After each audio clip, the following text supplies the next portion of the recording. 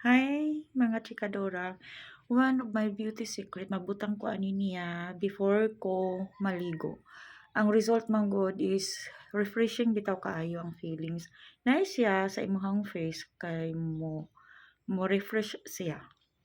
Mao na ko na feel. Kani siyang mga green, do na lang gud ko gibutang nga malunggay dinhi sa scar sa ako ang face kay nasamad sa ako ang dog ba. So gibutangan ako siya og malunggay kay malunggay man good dali ra siya maka-cure ang iya habitang pure juice. So mao na siya and then siguro mga 15 minutes ni nako ibutang sa ako ang face. Then after that maligo ko. Then after ana magbutang ko moisturizer og sunblock. So ingon ana lang dili kay ko mogamit og daghang mga foundation or any kind kay especially nga init. So makadaot siya mo siya makakulubot sa atong skin. So update you later. Bye for now mga chikadora.